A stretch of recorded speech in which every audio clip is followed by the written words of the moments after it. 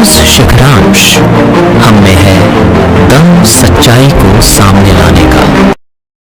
समाचारों से जुड़े रहने के लिए हमारे चैनल को सबसे पहले सब्सक्राइब करें। समाचार अगर पसंद आए तो लाइक, कमेंट्स और शेयर जरूर करें। नमस्कार दोस्तों, आप देख रहे हैं न्यूज शिखरांश, हम में है दम सच्चाई को सामने लाने का।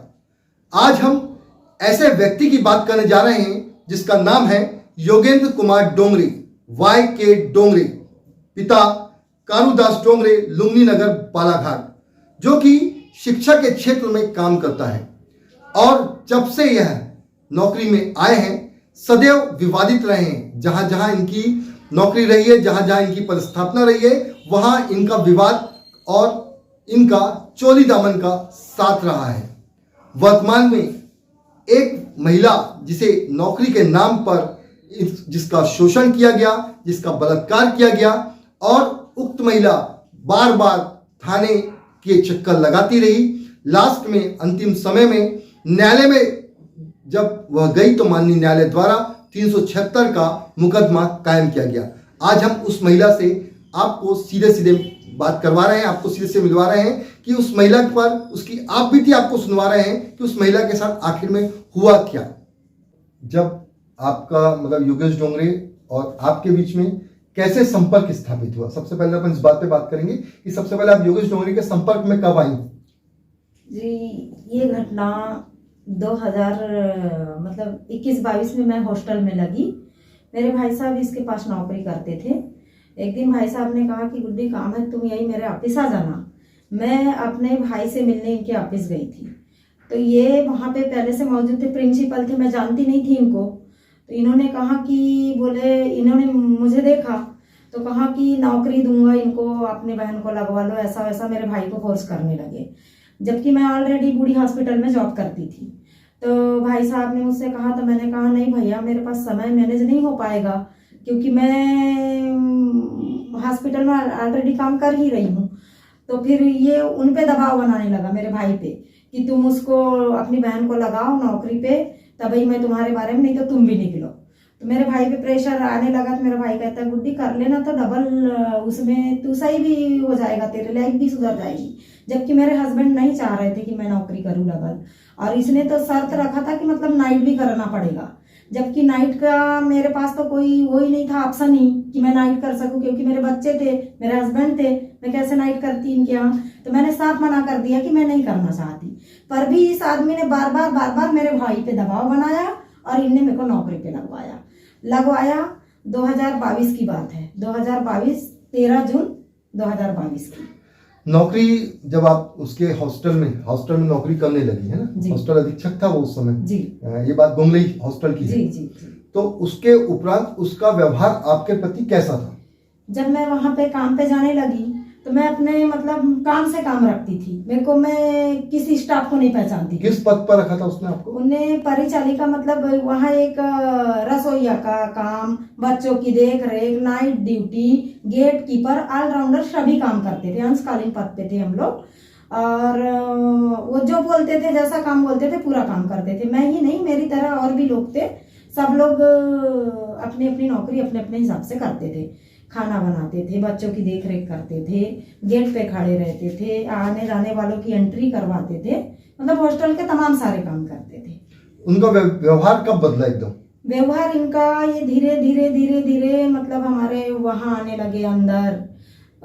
हमेशा इनकी नज़र मुझ पर रहती थी। उधर किचन में भी आते थे तो उनकी गंदी नज़र ही रहती थी। मैं इनको देख के किचन में एक रसोई में कमरा था तो वहाँ छुप जाया करती थी क्योंकि आदमी अजीब सा देखता था। तो इस आदमी के डर से मैं अंदर हो जाया करती थी। फिर ये सबको बुलाता था, मतलब उनको भिजवा, वो आए कि नहीं, सबकी एंट्री रखता था। और मेरे हस्बैंड उस टाइम पे मोबाइल अलाउ नहीं करते थे तो मैं मोबाइल नहीं रखती थी। तो ये हमेशा फोन पे ये कहता था कि मेरी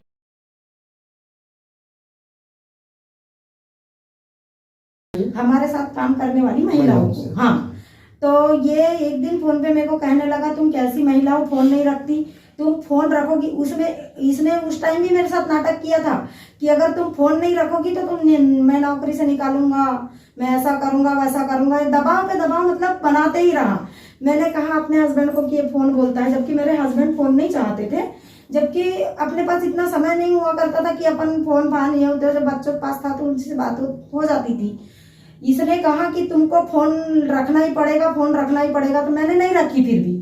तो ये सारे हमारे साथ जितने लोग काम करते थे उनके नंबर पे फोन करके मेरे से बात करता था और मेरे पे दबाव बनाता था कि तुमको फोन रखना ही पड़ेगा, फोन रखोगे ही, क्योंकि मेरे को तो तुमसे इनकी जानकारी चाहिए, बच्चे का क्या हो रहा है, कैसा हो रहा है। तो सर मैंने बोली जानकारी मैं दूं चाहे कोई और दे, जानकारी तो आपको मिल रही ना।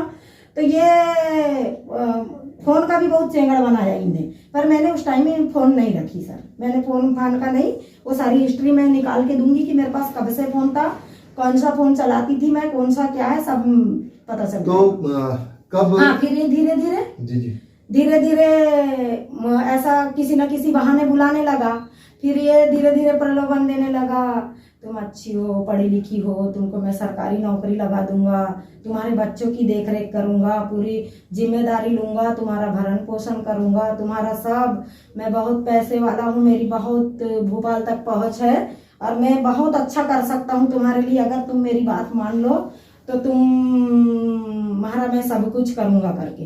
तो मैंने इसको बहुत समझाने की कोशिश की कि सर आपकी उम्र देखिए, मेरी उम्र देखिए, ऊपर से आप हमारे अधिकारी हैं, अधिकारी होते हुए आप इस टाइप की हरकतें कर रहे थे। ये मेरे पे दबाव बनाता था, बोलता तुमको क्या लेना देना, मैं जो बोलूंगा वो करो।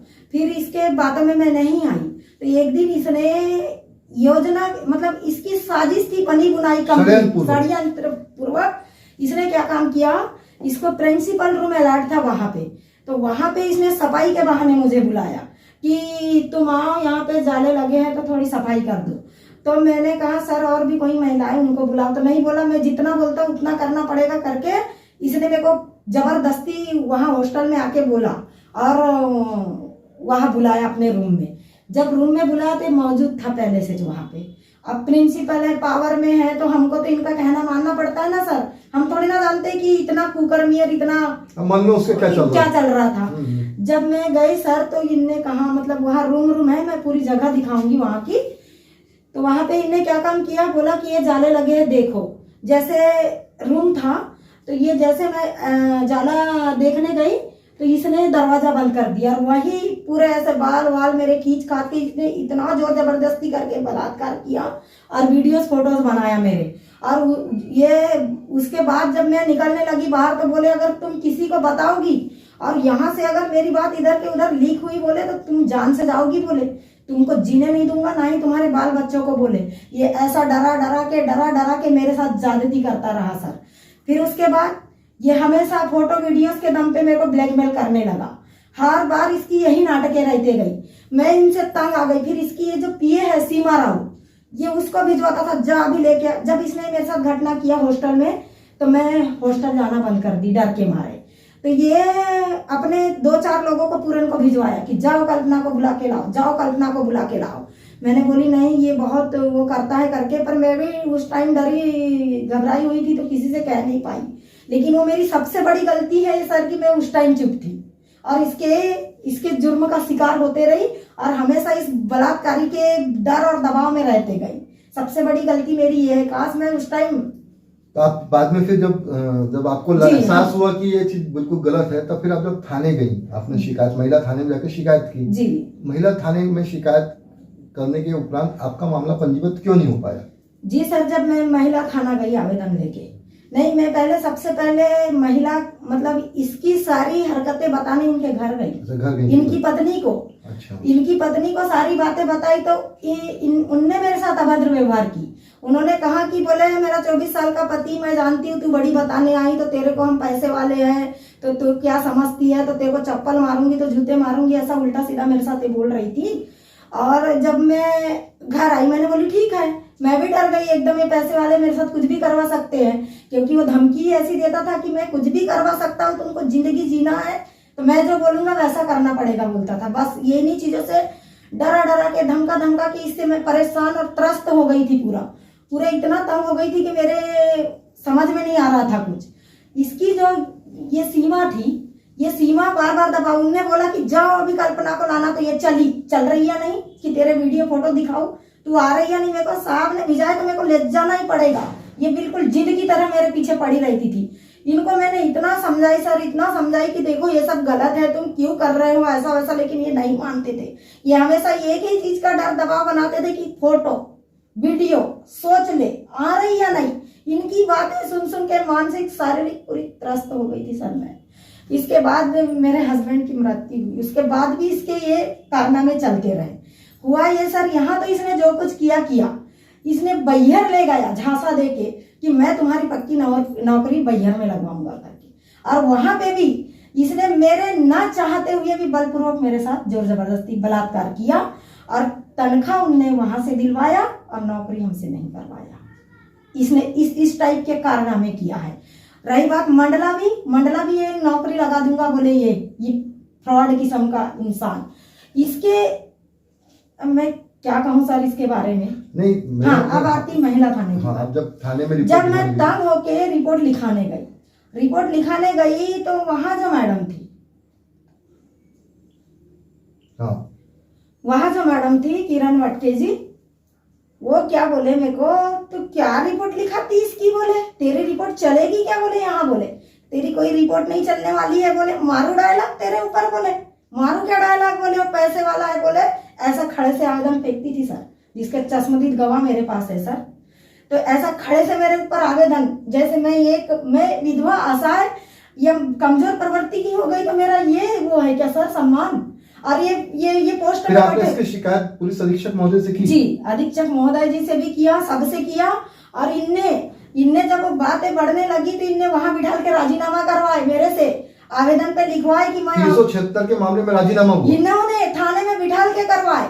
और उस मैडम ने कहा कि कल्पना ये तुम्हारी सारी जिम्मेदारी लेने तैयार है, 15,000 रुपए पर मंथ देने तैयार है, तुम इसकी बात मानो, मैं तुम्हारे साथ गलत नहीं होने दूंगी, ऐसा वैसा मेरे को झांसे में लाई उनने भी।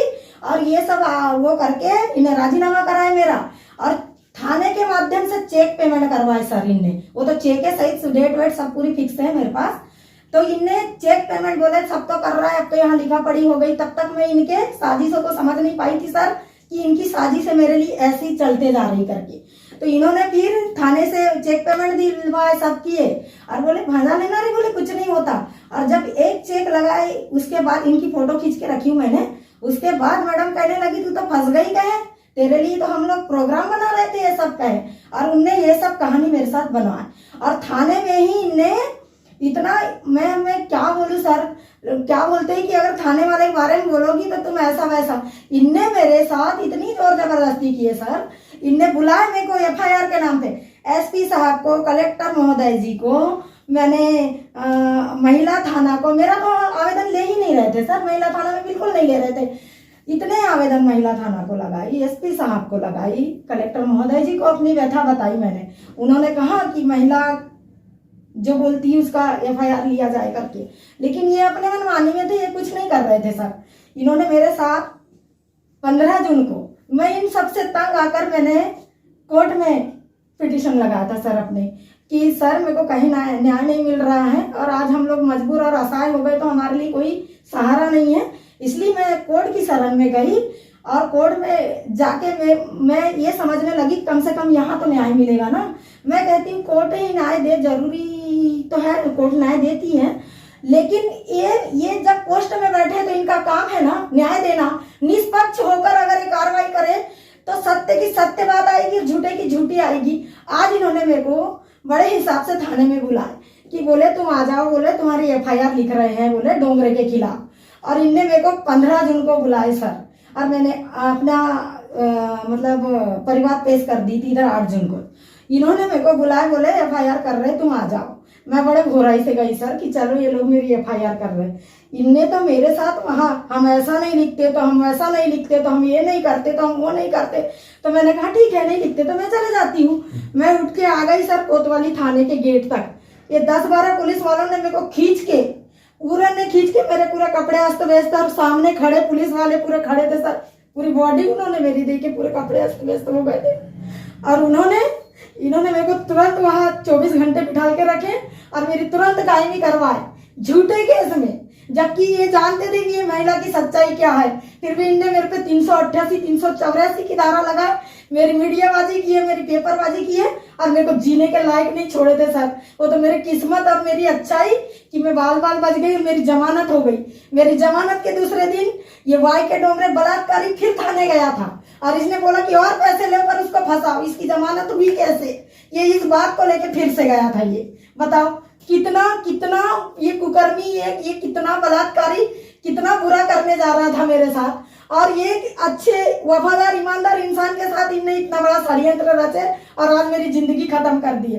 पता है मैं बालाघाट छोड़ के, ये मेरे पीछे आदमी लगवा चुका था, आदमी मेरे इसके गुंडे लोग मेरा पीछा करते थे, मेरे साथ बैठो, मैं ऐसा मैं वैसा मैं वैसा। मैं ये सारी शिकायतें भी दे के आई हूँ सर, सारे एसपी साहब को भी बताई और सारी जगह ये सारी शिकायत दी, सर को भी बताई सर मेरे साथ ऐसा ऐसा होता है। लेकिन मैं नमन करती हूँ माननीय न्यायालय महोदय का, माननीय श्रीमान अविनाश छारी जी का मैं सत नमन करती हूँ सर आपको कि आज आपकी वजह से मुझे न्याय मिला है और मैं न्याय के इस मूर्ति पे आके खड़ी हूँ सर। सच में अगर आप नहीं होते तो आज मेरे सामने मौत होती सर। आपको मैं बार बार धन्यवाद देती हूँ सर कि आपने मेरी परेशानियों को समझे और आज मुझे न्याय दिलाए। वाकई आप न्यायाधीश है सर, मैं आपको सत नमन करती हूँ छारी साहब जी, सत। आज की स्थिति में सर नहीं होते तो पता है 384 388 में मैं जेल काटती और मेरे बच्चे बर्बाद हो गए रहते। बताइए, ये ऐसा बलात्कारी, ये ब्लैकमेल करने वाला, ये परेशान करने वाला, ये मेरे को आए दिन तंगाने वाला, इसने पैसों की दम पे मेरे साथ एक कहानी बनाया। हाँ, पैसों के लिए बिक जाने वाले, मतलब आज मेरे लिए मौत खड़ी कर दिए थे। अगर मैं परिवार पेश नहीं करी रही थी तो आज मेरी मौत थी या नहीं, बताइए आप। ये थी पीड़िता जो कि न्याय के लिए एक समय था कि महिला थाने गई और लगातार वो बालाघाट पुलिस अधीक्षक, बालाघाट जिलाधीश के संपर्क में थी। अपनी प्रथा, अपनी कथा, अपने साथ हुई परेशानियों को उन तक पहुंचाने का लगातार प्रयास करती रही। उसके बावजूद भी पुलिस प्रशासन द्वारा उल्टा उस पर ही मामला पंजीबद्ध कर दिया गया, उसको समाज में अपमानित किया गया। वो तो न्यायालय में, उसका कहना है कि न्यायालय में उन्होंने जो है वो पिटीशन दायर करके रखा हुआ था। इस वजह से माननीय न्यायालय ने उनको तत्काल 384 और 388 के मामले में जमानत दे दी। लेकिन पुलिस द्वारा जो बनाया गया मामला था उससे समाज में तो वो बेइज्जत हो ही चुकी थी। लगातार समाचार पत्रों में, न्यूज़ चैनलों में समाचार प्रकाशित हुआ था, जिससे जितनी बदनामी होनी थी वो तो हो चुकी थी। लेकिन सवाल सिर्फ यही है कि प्राचार्य योगेंद्र डोंगरे को क्यों बचा रहा था प्रशासन, जबकि योगेंद्र डोंगरे लगातार विवादित रहा है। लगातार उनकी गोंगले में वे प्रतिष्ठित थे, तब भी वो लगातार विवादित रहे। इसके पहले परसवाड़ा उपवा में रहे तो विवादित रहे हैं। आखिर प्रशासन उन्हें क्यों बचाना चाह रहा था, यह एक सवाल है।